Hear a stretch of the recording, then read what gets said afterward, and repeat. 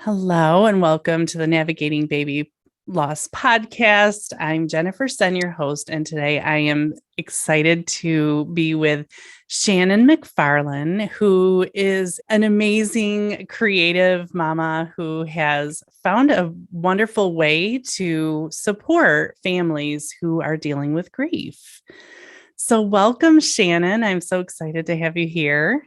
I'm so tickled to be here. Thank you for the invitation. Of course. Would you be willing to share the story of your son and your close call with being a lost parent and how that has shaped what you do now? Okay. Well, my young person he's 9 years old now. So it's been a while for me.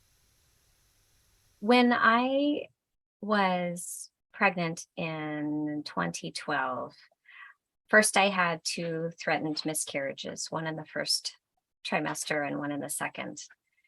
And after that, I had been married for 10 years. I had already started to make my peace with the idea that we weren't going to be parents in the biological sense without going through IVF or surrogacy or something like that. And we didn't want to complicate things. And so I'm wrestling with that, just waiting for the pregnancy to end because I figured that it would. And then things got a little bit better. And I got caught up in that.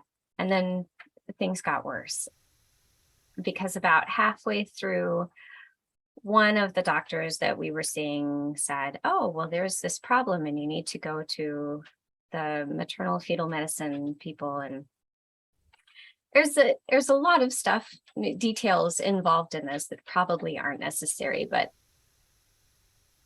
our son was diagnosed in utero as having something called an Mcfarlane, which means that his intestines had formed outside of his body, which is a normal part of fetal development. But then they go back into the abdomen, and that hadn't happened for him. So his little guts were still hanging out in the sac. And that wasn't such a concern, but the other stuff that is commonly occurs with Mcfarlane, using the word comorbidity, which I really don't care for. They were worried about that kind of stuff. So they wanted to do a whole bunch of tests. And then there was well, we're going to do these tests, but that doesn't mean that we know for sure. We won't know for sure until he's born. And by the way, he's probably not going to be born alive, that he's going to die in utero. And if he is a live birth, then he'll die probably in his first year. So this was a lot of news to absorb. And we did the best that we could with that. And already after this news, I started seeing this huge difference in how other people were treating us as a family, as a couple, but specifically how they were treating me. And I started to catch whiffs of the shaming that was going on. There was, your child has a birth defect, another term that I don't care for. You must have done something wrong. And you must not have been taken care, and all of these other things. And people would say other stuff like, I remember I had a grandparent who I was sharing some of this with, and she said, "Well, I know that you're going to make the right decision." And what she meant was, I know that you are going to choose to end this pregnancy, to abort the child, and to walk away from this and reclaim your life. And I thought, well, that's supportive. Yeah.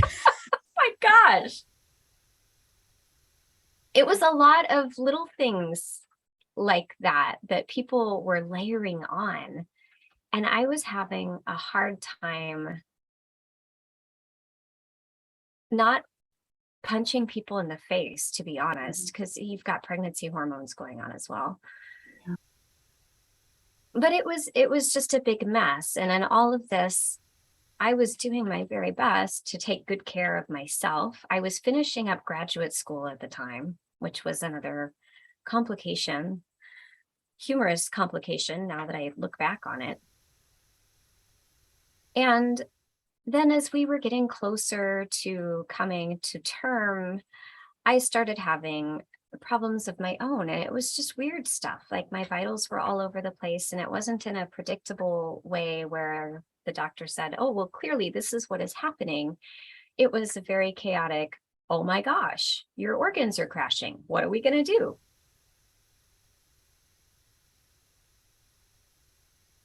I'm living with all of this and trying to figure out, well, how do I cope with what is going on around me and what people are saying to me and all of the uncertainty that I'm experiencing? I need to find a way to make peace with that. And that's when I started, I had been doing the regular pregnancy photo kinds of things because people wanted to see that stuff. But there got to be a point in the pregnancy where I was trying to be open with people because I wanted to be open with people, but I also wanted them to know that there was a lot of stuff going on. And so here's my situation. Don't lay your extra stuff on me because that's not something that I want to deal with. But I hadn't done anything else with photography, and that's when I started. As I was thinking about how do I process all of this? How do I figure out how I feel about it? And also, if something does happen to me, if I die, if I am in the hospital for months and months and months, is there something that I can leave behind so that my husband has a different part of this experience that he's not able to have as someone who is not carrying a baby? How could I make some of this for him? Oh my gosh, Shannon, I just need to say your bravery and your kindness and thoughtfulness about him is unbelievable, because you were not only facing the death of your son, but also maybe yourself. Yeah, it's surreal because for us, we had waited and hoped for so long. And it was the very first time that I had been pregnant in our entire marriage. That 10 years is a long time. And it was a lot of frank conversations that we were having. Like, if he dies, do we want to do this again or no? And then the conversations got even more frank because it was talking about making arrangements for death and body care and that kind of stuff. And before this experience, I was honestly terrified of death. Like straight up sweats, hot flashes. I avoided funerals. I didn't talk about it. I was a person that said things like passed on and better place and those euphemisms that just dance around it a little bit. And now part of my work is death and grief education. So it's really important to me to give people the tools and the language to be able to talk about things that are happening and have them start thinking about it as something that is normal. Crappy, yes. Devastating, certainly. Normal, also true. Yeah. And that especially the people around us, when they don't want to have these conversations, when it feels too dangerous for them or too vulnerable or too painful, then we, the ones that are experiencing all of this stuff firsthand, are kind of standing out there alone in the wilderness and thinking, well, I thought people were going to be there for me. And they're not, because they're uncomfortable about this. And it's not even their situation. Yeah. I mean, certainly they have their own grief about seeing somebody that they love having a hard time, but they also lack the skills, they lack the tools, they lack the language to be able to have these conversations and to to do like the Brene Brown thing where she says soft front, strong back. It doesn't have to be one way or the other. You don't have to toughen up against grief and just get through it and get over it. I think it requires a softness to it that we need to follow the lead. Yes. A little bit. And we also need to be able to say, that's enough for now. I need to take a break. I can't do more. I will come back to this. And I think that for me, photography was such a natural fit for that, because I could have conversations with myself about what was going on through the things that I was documenting, and that I could look back on those later and remember things that I was certain that I wasn't going to forget, but because of stress and shock and all of that other stuff, I didn't have the clear memories that I expected that I would, and that I could sit down with somebody and show them photographs and have absolutely no words exchanged between people and still have something of a shared experience. And that was really what I was after in starting this, to leave something for my husband, because I wanted him to be able to see what it was like from a different perspective. Such an amazing gift. And you just can't even imagine being in that situation and being able to think outside of yourself. That shows your love for him, for sure. I think it was easier for me. It was easier to not think about me. Yeah. Because that would have made things too hard in a classic be codependent way that's not entirely healthy all by itself. But that, for me, that is what works, because when things get hard, I have a tendency to think, okay, well, what can I do for someone else? Because right now I feel like I can't do enough for me. For yourself. And I have an appreciation that if I continue to try to take care of myself in the way that people say that I need to take care of myself, I'm going to find that frustrating. And then I'm going to say, oh, Shannon, you have messed this up. You can't even do this one thing. But if I think about other people more and think about, well, is there something that I could do for someone else? Then I get a little bit of a lift from that, because I feel like, oh, well, I have some purpose here and I can do good things, and try to do that without neglecting myself. I'm not advocating for that, but you've learned so much too. Yeah, we all do. You've learned so much from this experience, and it's really a testament of taking that and doing something really positive. So tell us, you're still here. So the doctors were wrong, and tell us about your boy. Oh, the doctors. Conversations around the care that is provided for pregnant people, the language that physicians use, that all needs a lot of work. Yes. As we know, because we've heard the language, we hear how they talk about us, we hear how they talk about our babies.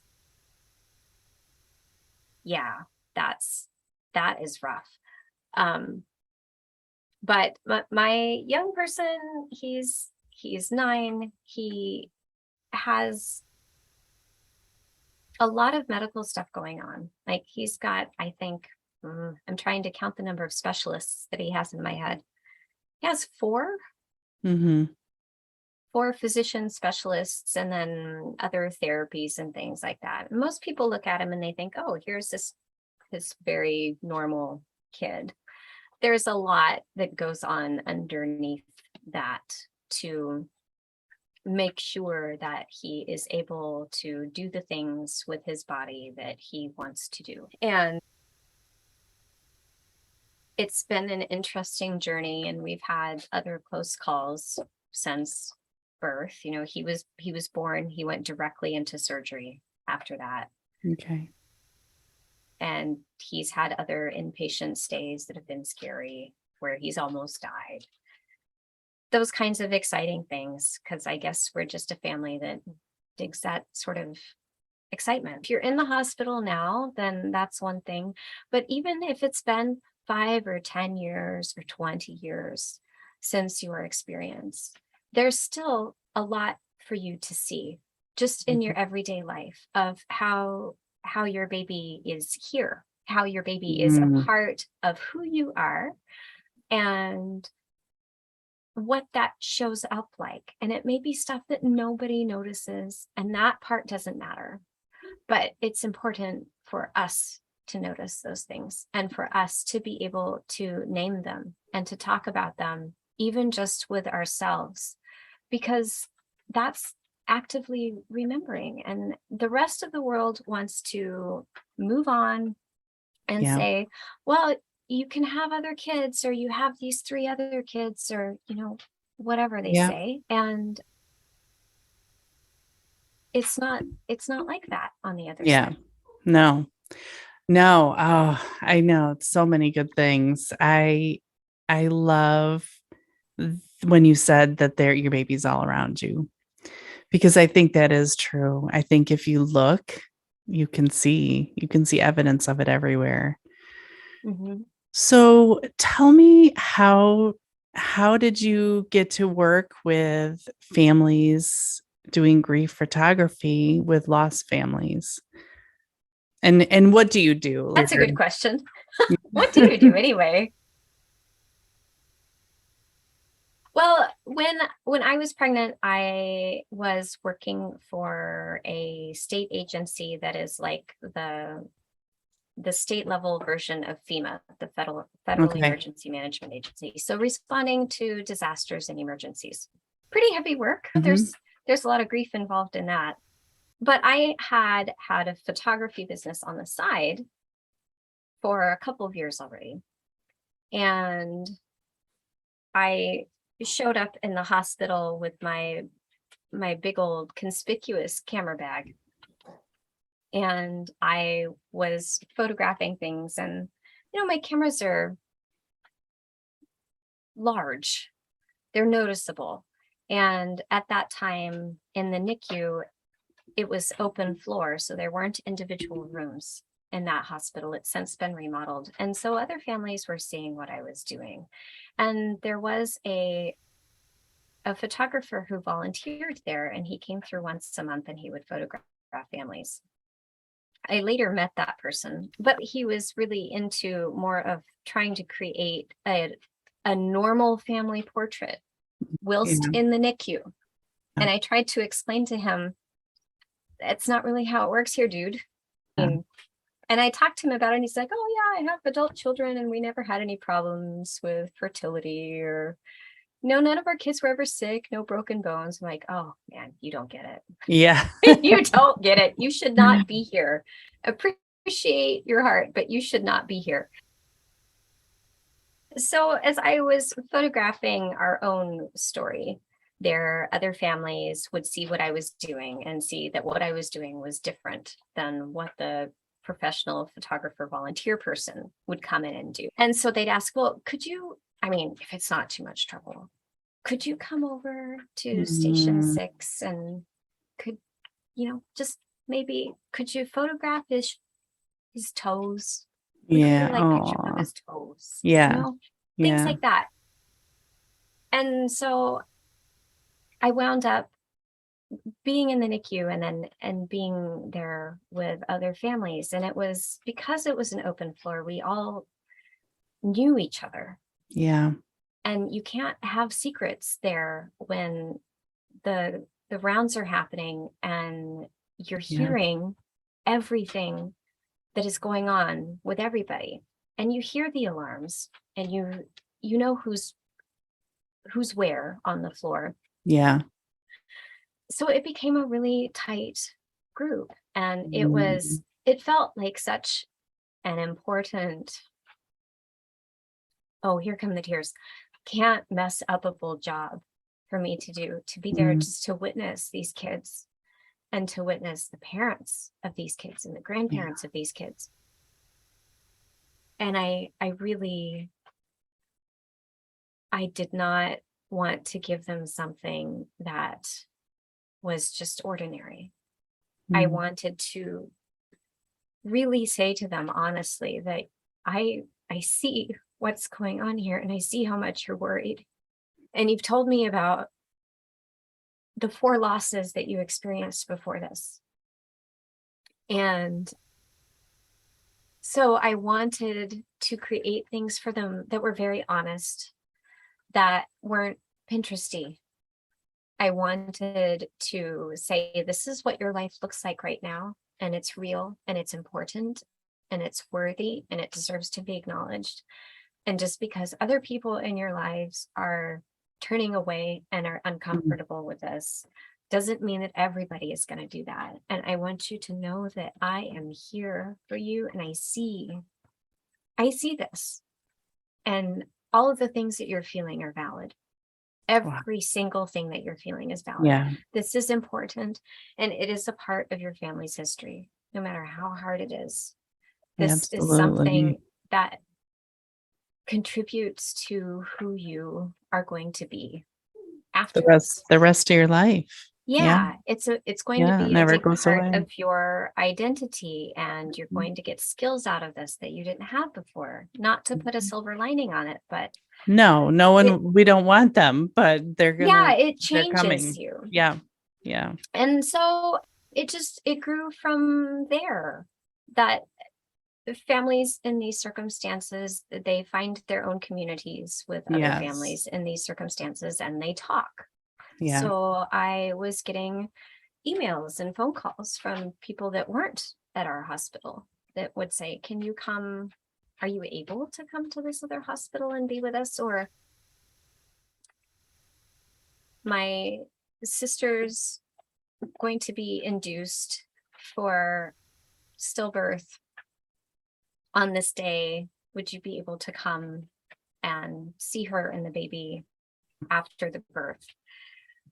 And that's kind of how it started. And then some of those babies, of course, died, and their families would ask me to come and be a part of the funeral and to photograph the funeral or the memorial that they were having. Mhm. And that was a moment where I thought, well, that's weird and uncomfortable. That seems inappropriate. And then I thought, well, wait a minute. Haven't all this time I've been saying that I was going to see them, that I was going to be with them wherever they were, and that all of it was important. So yeah, I need to be there. If it's important to them, it is definitely important to me. Yeah. And came to appreciate that all of the, again, not a silver lining moment, but when I tell people that I photograph funerals, they very often recoil and say, well, that's just inappropriate. Why would you want to do that? There's so much to see when people come together during a hard time, but to have people come together and share their love and to tell stories and have moments where they are able to laugh about something, or they do feel really connected to someone else. That's the kind of stuff that I'm looking for, because I want to represent what's really happening, and that it is a spectrum of stuff. It's not, grief is not just being sad. It's feeling angry, it's feeling hopeless, it's the disappointment, it's frustration. It's also you're remembering something that is just completely ridiculous and laughing so hard about it that you think you're going to wet your pants, and then feeling guilt about that because you laughed. because you laughed, and you think, well, I'm not taking this seriously, or maybe I'm starting to forget, or maybe it's been too long, or all of those things. And it's being able to see that with a camera. I'm constantly looking for what I'm curious about. And when you tell a story, those are the parts that you want to listen to. You want to hear the parts that you're curious about. So being able to translate that into photography is is pretty marvelous. I will be with families in the NICU, at the funeral home, Nice. at the cemetery. If they want to do visitation, I photograph like a lot of plots, headstones, gravestones, flower arrangements, the wind chimes that are hanging in the tree, things like that. Mm. But also helping families learn how to develop photography as a coping skill, so that no matter how long it's been, that they can turn to a camera, and any camera that they have is fine. They can start noticing things in a different way, because that is one of the great things that photography helps us do, is look at life differently. So you can start looking for symbols or representations of things, or you can say, well, I'm feeling this kind of way today. What does that look like? Mm-hmm. What are the signs of that? And it doesn't have to be the big obvious things like an empty crib that's never been used. It's the smaller things that are every day that they keep bumping up against.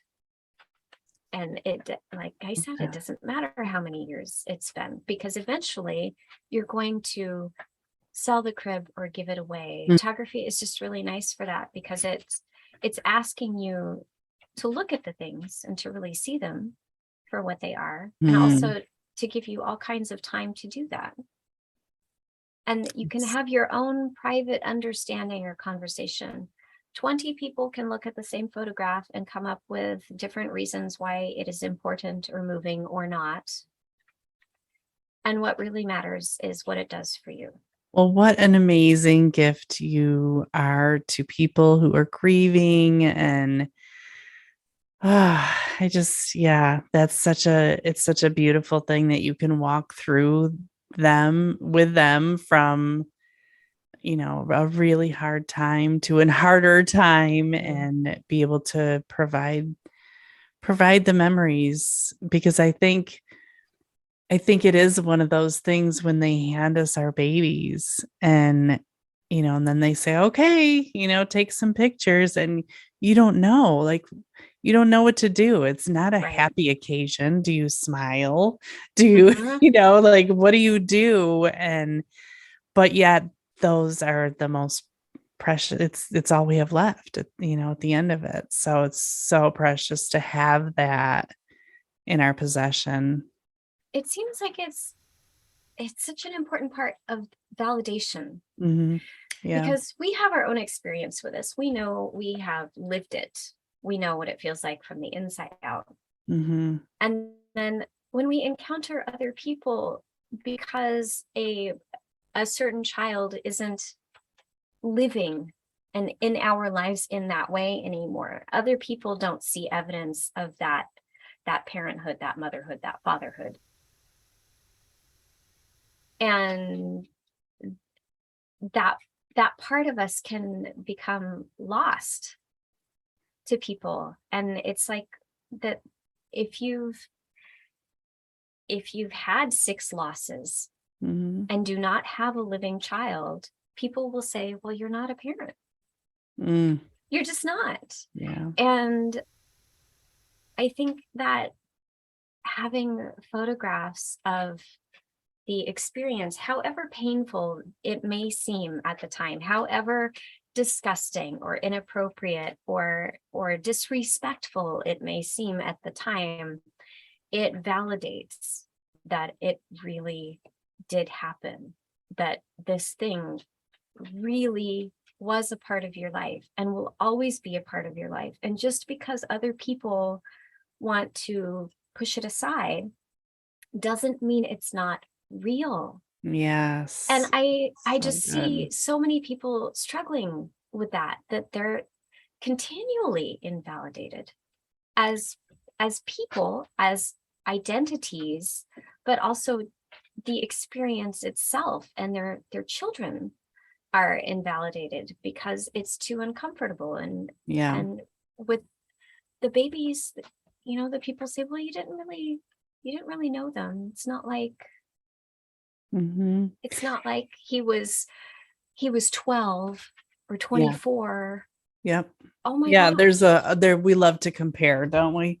Ah, I think I hear a lot from my clients too that, they they'll display a picture of their baby within the home, and then they have a relative that comes over and says, well, you need to put that away because you'll never mhm. get past it if you have that reminder. And so yeah, I think, this is a whole conditioning of society that we need to do, but I Yes. think it does start with you, and just feeling like you take care of what's best for you. You do what's best for you in your home, and this is how I'm going to remember my baby, and it's okay. Yep. Hmm. Yeah. So what advice do you have for parents who are, still grieving, still looking for a way to remember their baby, memorialize their baby through photos? But, since we don't have the baby anymore, what are some other things that we could do? Well, with photography specifically, there's some really simple stuff that I recommend to people, and I call them invitations to connect, Mm, right? Because really what we're looking for when we're doing this is the opportunity to connect with someone, the opportunity to connect with that baby, and to share some emotional space. We don't have to have years of memories together to be able to do that. And so I appreciate that photography can seem really intimidating to people. And so I will first recommend something gentle and easy. One of my personal favorite exercises to do is finding hearts. mm, And it's just as I'm walking through my life on a daily basis, I look for things that are heart shaped. And I also look for things that might be fragments of heart shapes, because I think that part is also important. yeah. But things like leaves, or when heart shaped rocks, hearts that are on marketing materials or packaging or things like that, or it just anything, and photograph those. And what I notice when I do this, I have an album of heart-shaped things that I keep, and because they're digital, they're stamped with the date and the time. Yeah. And I go back through these, and I see how, depending on what was happening in my life at that time, how I was feeling, how I was finding things to be heart shaped that I might not have found to be heart shaped at another time. And I see the patterns in the things that I recognize and the things that I don't. I see Mhm. how on some days I might be tempted to say, well, I can't find anything at all. I'm just going to, just not going to look. And Yeah. if that's the case, then that's the case. Yes. I'm not going to force the issue, but No. it's certainly there. And for me, that is important to acknowledge too, that I feel like I can't find something. Okay, well, tomorrow, It's not there or today. Right. maybe the day after that, right? Yeah. But different versions of this are looking for different colors. Like, well, what color is matching your mood today? Is it yellow? Mm. Is it black? Is it gray? Can you look for things that Mhm. represent that color, that feel that way? And to be able to photograph them is one thing, and to be able to sit with those images later and look at them, and then remember how you were feeling when you created that photograph and what kinds of things that you were thinking about. It is a really wonderful practice in self-awareness that I've had therapy for a really long time, over several big things in my life, and I don't get the kind of input from therapy that I get from just holding a camera and Just having a conversation with looking myself. around. And I think nature too, like nature is the best, the best medium for healing in so many ways. But my babies were twins, so I always look for doubles of things, and I Yes. will always take a picture. I mean, I just have an iPhone. I'm not a professional, but they have pretty good cameras on them. But it's so, and it's so fun. Like the other day, well, earlier in the summer, there I had one of my flowers, and it had two head. Like it was really interesting, and I took a picture of that because I just really believe that those are a sign. And the other day, I was cooking some eggs, and you get the double Double yolk yolk. every now and then, and I'm like, oh my gosh, all right, there they are. Yeah. It really is comforting, I think, when you can. Hmm. And I of course took a picture of that. So yeah, I love your idea of looking for signs and photographing them, and then keeping a special little album so you can go back, and when you don't feel validated, when you have Hmm. those times in your life that are forever, when people completely forget about what you've gone through and who's missing from your family, you can go back and have evidence for yourself, not for them, but for you. Yeah, and we really don't have the skills to talk about this stuff with other No. people, and it is painful Hmm. when people that you love don't have those skills, and they seem to not be interested in acquiring them. I mean, that's really the hit for me, is that they know that they're uncomfortable with it, and they're hoping that if they just keep on being uncomfortable with it for long enough, that it's going to become a non-issue with you. Yes. Yeah. Oh my Well, if gosh. they just, yeah, I know it's a hot topic, as you can imagine, Yeah, well, in my it's community. And so juicy. yeah, and it is because of their uncomfortability and their attempt to try to fix it and make it better, and not really looking into it themselves of like, how would it feel? How would it be if it was Mhm. them? And that's another thing I always say too. The people who say those things likely have never experienced what you have. Right.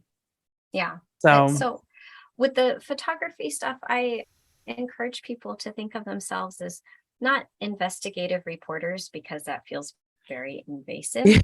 But if you were doing like a Ken Burns style documentary hmm where you were coming at it from a place of compassionate interest, and you yeah. wanted to create something so that you were really honoring what happened or what is happening, and leaving something behind as a record of note, because these are important stories in our Yeah. lives, to be honest about recording what Yeah. happens, and not doing it with a tabloid kind of approach, but more of a National Geographic. This is really interesting. Here Mm. is how it's shaping our lives. Yeah. Oh my gosh. So good, Shannon. I love that. Is there any last words that you think are really important to let our listeners know, as far as, grief, whether it's their own grief or grief of a family member? Maybe that's something that we need to be more willing to do, is take more pictures at times that don't seem traditional. What are your thoughts about that? Yeah, well, I obviously strongly believe that, and I I feel like I'm fighting against a lot of people that want to tamp that down Yeah. because it's uncomfortable. And it was a couple of weeks ago that I was listening to a podcast, We Can Do Hard Things, and Abby and oh my gosh, I've forgotten her name. Glennon. And yeah, Glennon. I love Glennon that podcast. and Yes. sister. Sister. Yeah, Glennon's Amanda. sister. They had an episode. I think it's called Why Aren't We in the Pictures or something like that. And it was this conversation about how dudes need to step it up and photograph their partners. Oh my gosh, right? I love that. Yes. And Abby was the one that was talking most about this. And she said, this is an act of love.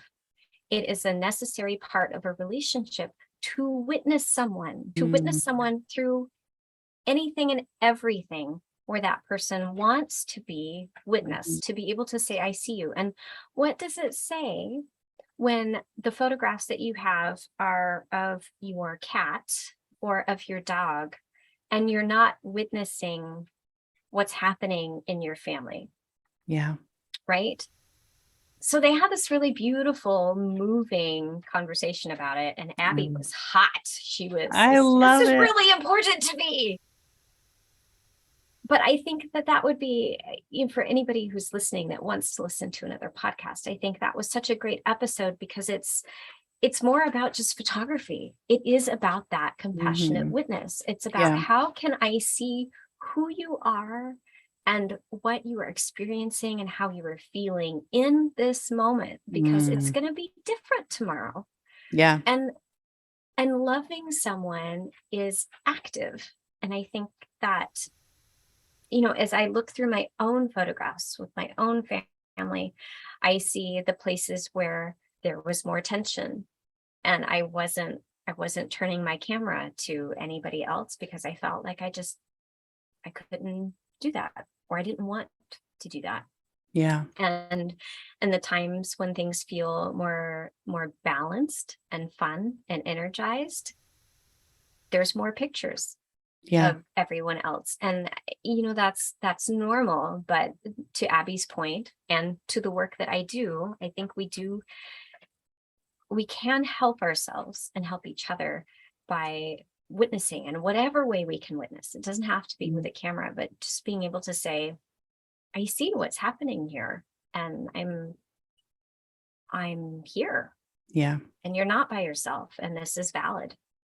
So good. Oh, so true. And I think if anyone knows how quickly things can change at the drop of a hat, it is lost parents for sure, because your whole life can change in the matter of one doctor's appointment or one sonogram appointment or whatever it is. So yeah, taking the pictures and enjoying the moments while they're here, because it may not be tomorrow. So that's a perfect ending. And I will link their episode up to in the show notes too, so everyone can check them out. I love that podcast. Yeah, they talk and about I stuff. think they have a lot of great topics for all of us. So yeah, thanks for bringing that up. That's a good reminder. So Shannon, thank you so much for everything that you're doing in the world, not just with lost parents, but in the world and in general. And I'm so thankful that you're here. And I'm so thankful that your sweet boy is here and doing well, and you're learning and, teaching about life all the way through, and everything that you've done and how far you've come in photography, being your guide. So thank you so much for sharing all of that with us. And where can people find your work and get in touch with you? And I know you have a podcast, so where can they find you?